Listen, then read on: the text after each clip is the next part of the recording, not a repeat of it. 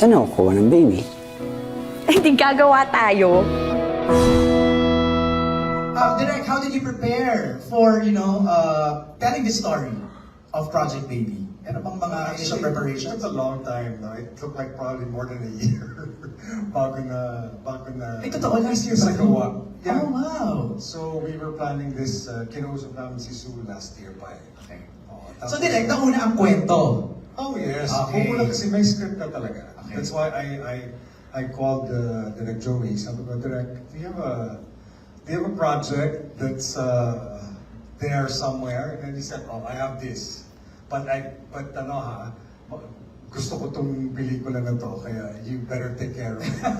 Just like your baby. So Okay. kaya parang project, so parang kailangan maging baby mo. In anything naman talaga, you can be a parent to anything. Kasi whether you're, when you nurture something or when you build something, nagiging parent ka nun. You can be a parent of a project. Diba?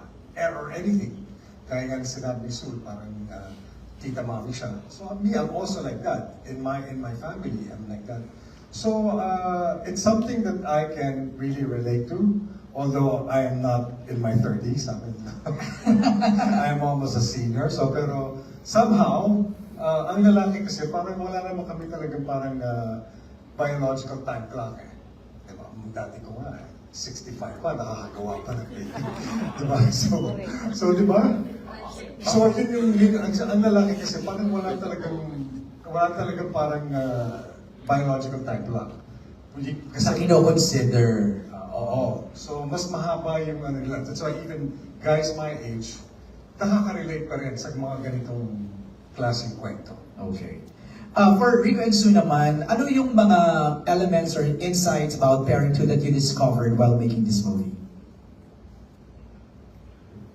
Siguro, dati, sasabihin mo lang gusto ko magkaanak.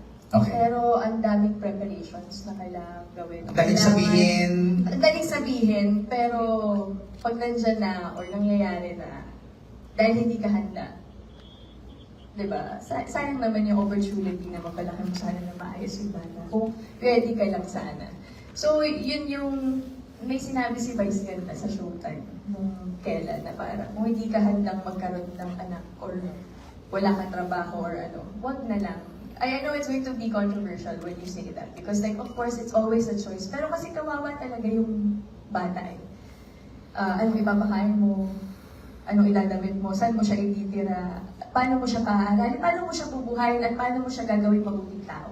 So kung hindi ka ready doon at hindi handa yung katawan mo, yung utak mo, para doon, magsasuffer ka, magsasuffer din yung anak mo. So, yun yung pinakamalaking realization ko siguro. Kasi dati, lagi ko yung sinasabi na, gusto ko maging mom. Pero ang daming preparations. Yung realidad na kailangan mo talaga siyang paghandaan. Hindi siya desisyon lang. pero do you still want to be a mom? I do, definitely. Masyado ko na mataas. Ilusyonada. There is nothing wrong with me, ko anak. I don't want commitment, okay? Sandy, hinihingi ko lang naman eh. Huwag mo ako i-lock out sa buhay mo. But you're not part of my plan. I don't want you. Mahirap bang intindihin yun, Migo?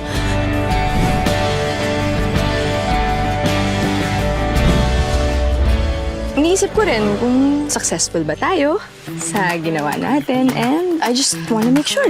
So gusto mo ng round 2? Strictly professional.